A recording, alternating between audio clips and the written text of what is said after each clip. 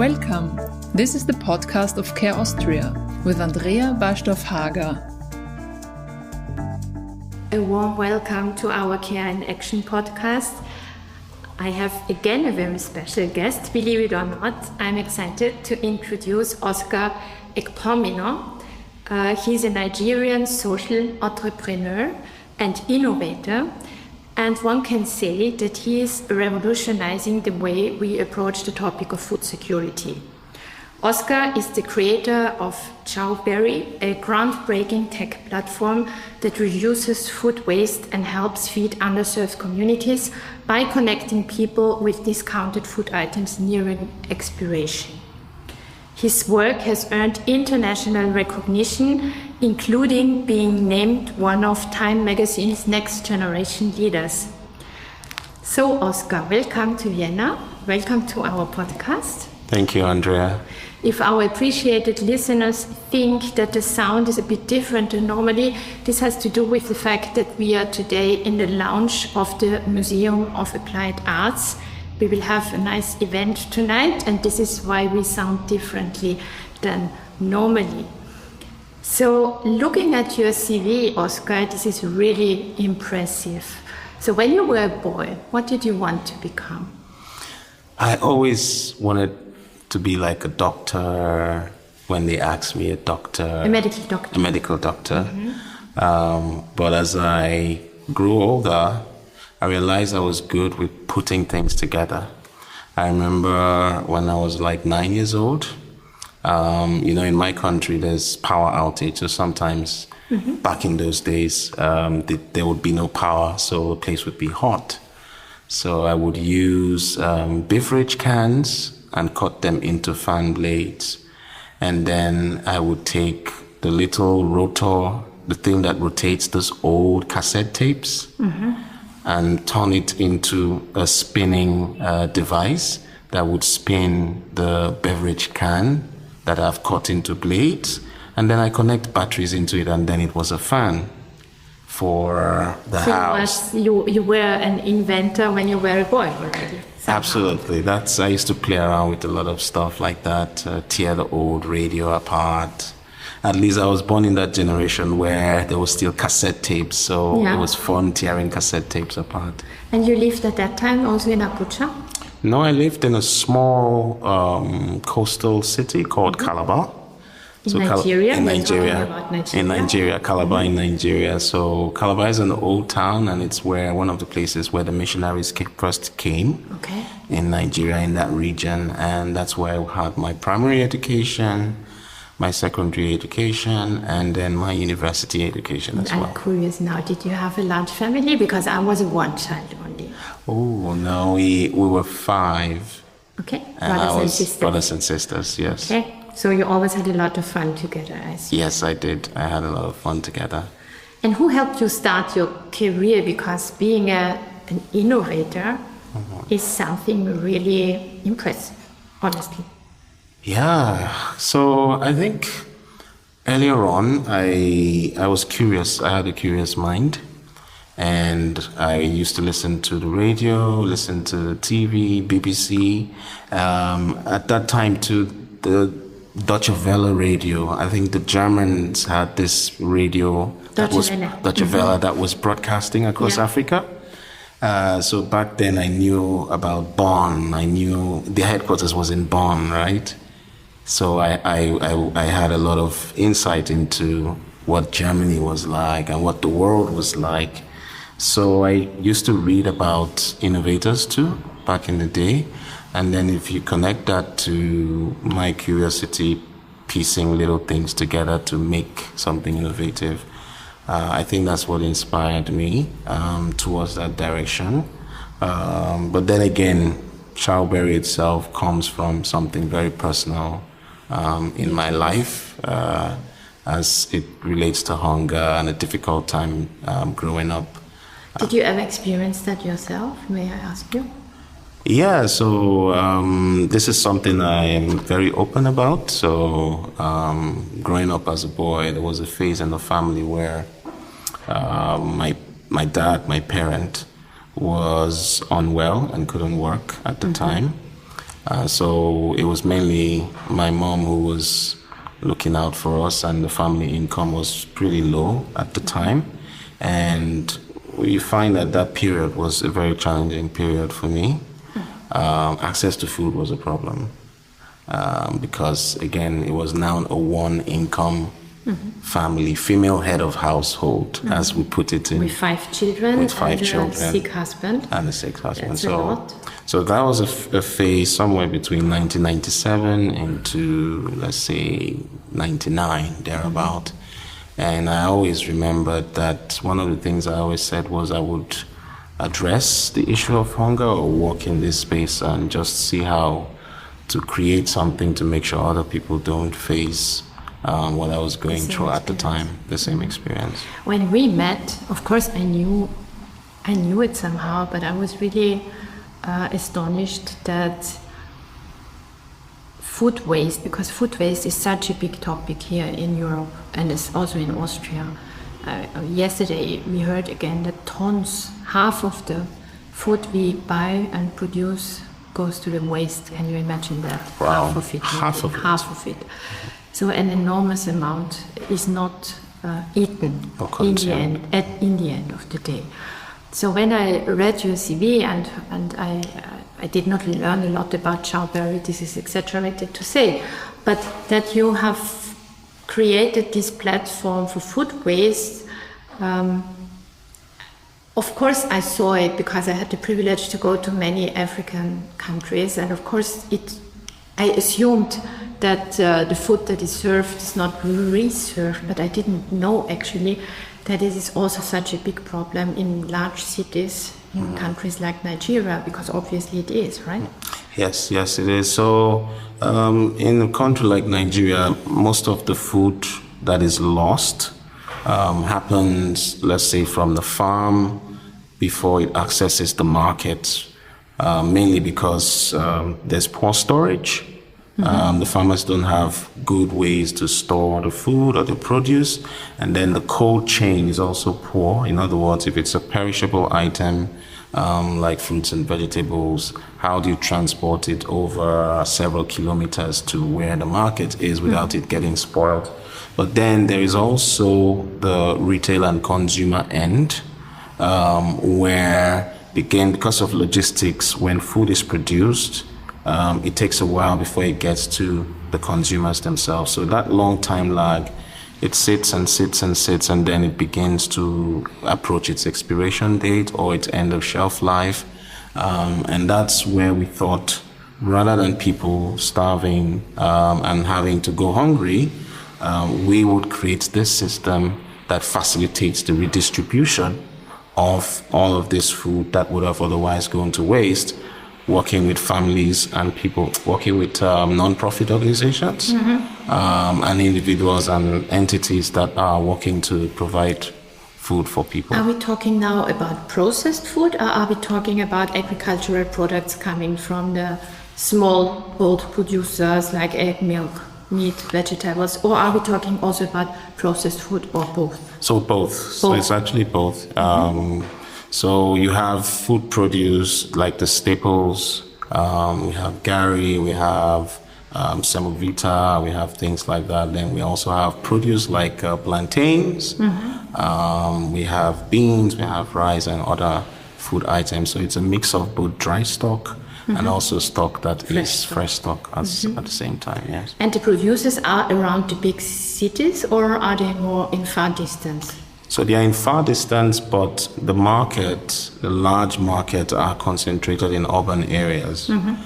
So they transport it to where the market can access the farm produce.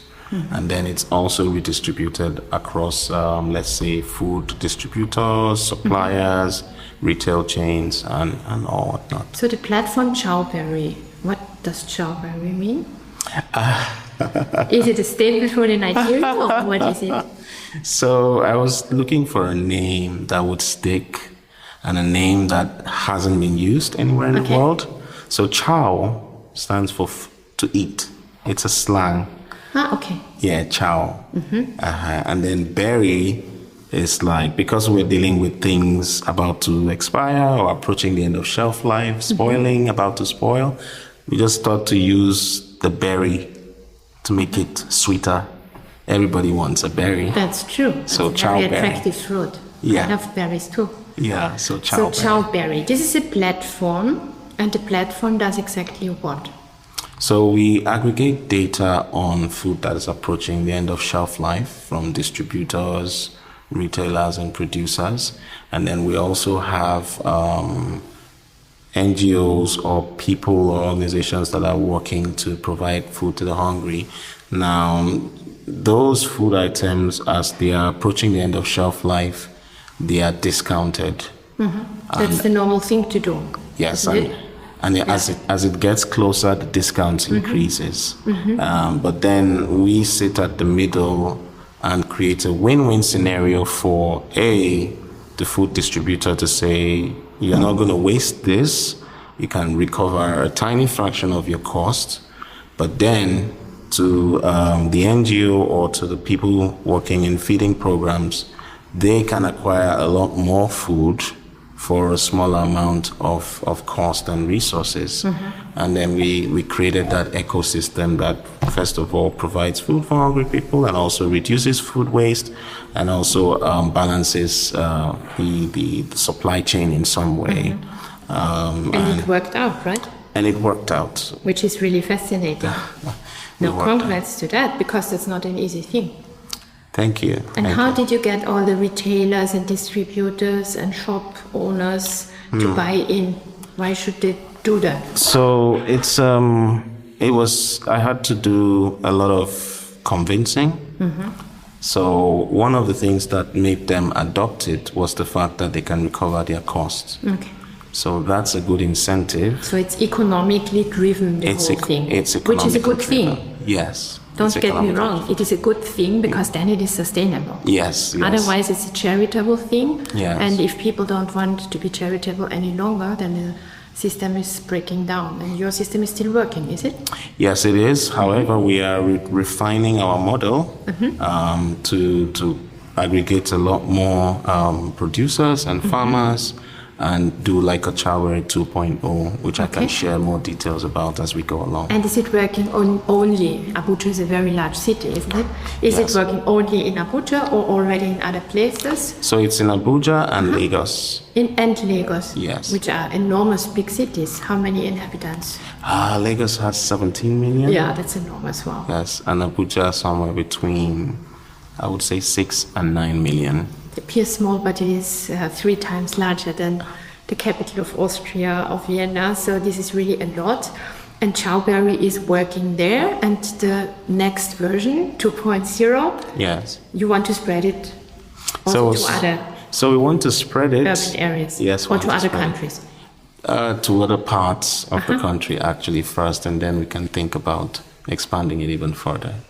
I told you yesterday that your company, the name of your company is the Gallery of Code, which I personally, I don't say that because I want to flatter you. I think that is a super creative name for a company where you really work on the intersection, is it right? Yes. Of digitalization, of society and art, right? That's correct. And you always want to put a social purpose in the focus of your projects. That's correct. Has it to do with your personal experience, or where does it come from? So, growing up, especially after I finished university, I wanted to live a life of purpose.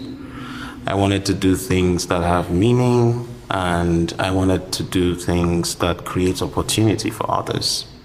And that has been my source of fulfillment, because I believe that's what makes me fulfilled. So when we created Gallery of Code, what I had in mind was a place where young people can come and innovate, and where solutions that betters the lives of other people can also come out of. Then, of course, it's combining arts, combining technology, combining scientific approaches, and this whole idea of multidisciplinary way of working. And we're excited that we've been able to create some of those solutions and also provided a stage or a platform for artists or other people to leverage the skill set, knowledge, expertise in technology that we have. Of course, learning from what we did with Chowberry, of course, using technology as a solution, we're able to replicate that and work with other people from different backgrounds. So your multidisciplinary institute is tackling, I hope that I can say that like this, yes, is tackling the most pressing social topics of your own country and also continent, right? That's absolutely right. So sectors or thematic areas include food, include education, include maybe climate change in some way. So we are working at that intersection to provide solutions in health, in education, food, and other parts that are relevant within our society. And it is all interconnected, isn't it? Yes, it's connected, very connected. Education is connected to job creation, for example, and skills. So we've done a lot of programs around digital skills, providing digital skills to young people, women and girls. We've created solutions that address issues in the agricultural sector. We've done research in art pieces, created artworks and art pieces that trigger and evokes questions or ask questions on how we can evolve to be better in our society or how it affects society. And the people around you, because with your education, Oscar, you could also have a very good job, earn a lot of money, right? With your education, how is it perceived by your family, by your friends, the thing that you are doing? Is it something exotic or is it something that is highly accepted and maybe even admired? Because I think it's really remarkable, your engagement. So I'll speak from the heart now. Yeah, please. When I first started, it was tough because the ideal scenario really is to get a job and start working and earning money. I did work for a bit, but I wasn't fulfilled. And when I started this journey out, my family supported me enormously, but they weren't really sure about the path I was taking. And I just had to keep on going because I had the belief that this is what I would gain fulfillment from. But they didn't see it as exotic back then, people around me. But now people are like, oh, okay, we see what you saw 7 years ago. We see what you saw 10 years ago, especially when some of the ideas that I spoke about came to life, or we are partnering with some institute or some INGO, and then they can see real results. Because back then it was mainly just ideas and potential. But then when potential materializes into something tangible that people can connect with and are able to utilize it as a platform for upliftment, then people can say, hey, we believe you now and we see what you're doing. Because I think in the end, the purpose of the Gallery of Code and the purpose of a global international organization like CARE, of course, the main purpose might differ a bit, but in the end, it's all about collaboration. I would even say there could be some co-creation. Yeah. And it could help an organization like CARE to benefit also from your knowledge and your experience, because this is really coming from the people. Yeah, I totally agree. I like the word co-creation because then it's people-led and it originates from the location and locality where the need is required the most. What it ideally should be also in the mission and vision of a global player like CARE. If you say so, I agree. We will see what we can do together maybe in the future.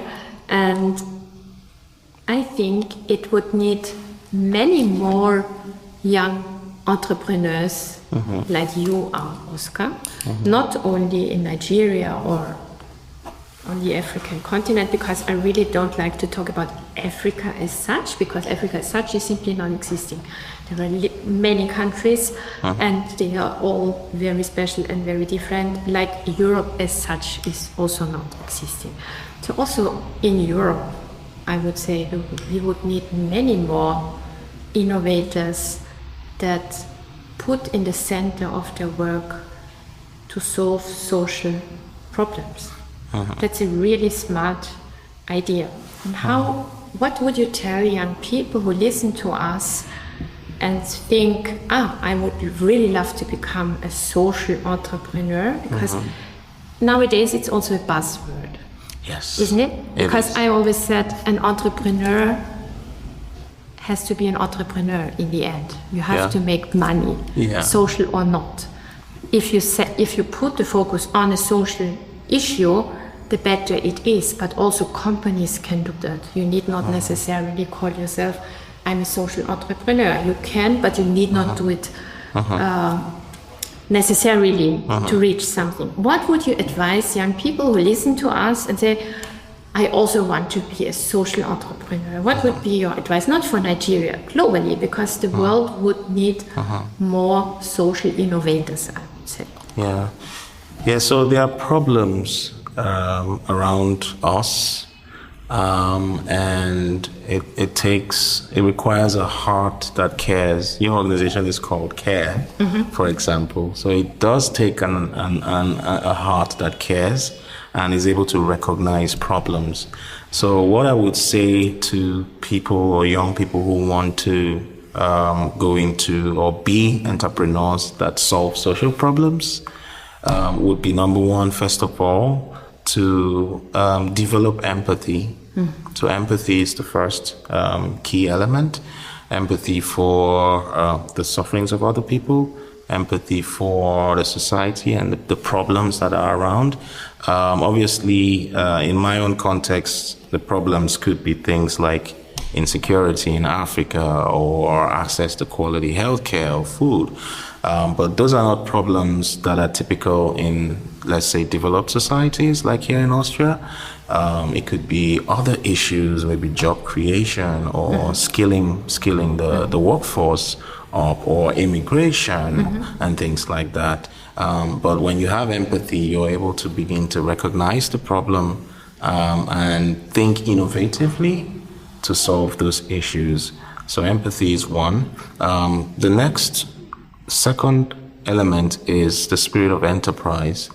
The spirit of enterprise is that ability to literally create water or squeeze water out of rocks. So when I started, I had absolutely nothing. I didn't get any big grant or any big funding, or, like the Silicon Valley theorists say, if you want to start a company, go to families and friends. My family and friend is my auntie. My auntie sold food by the side of the market, so where was she going to get those funds for that?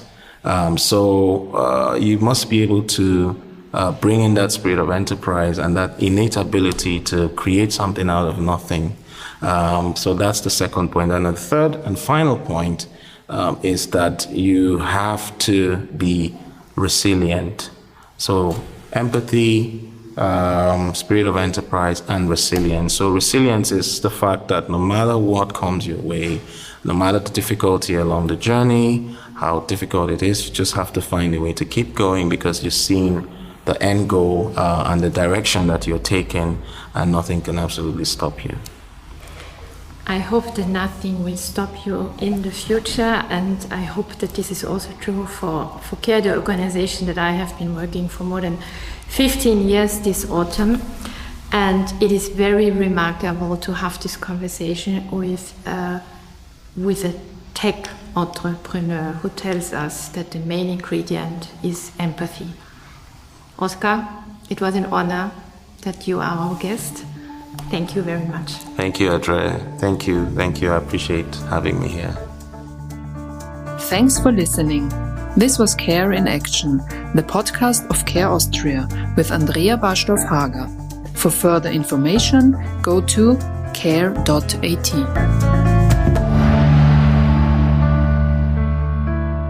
Sponsored by CC Real.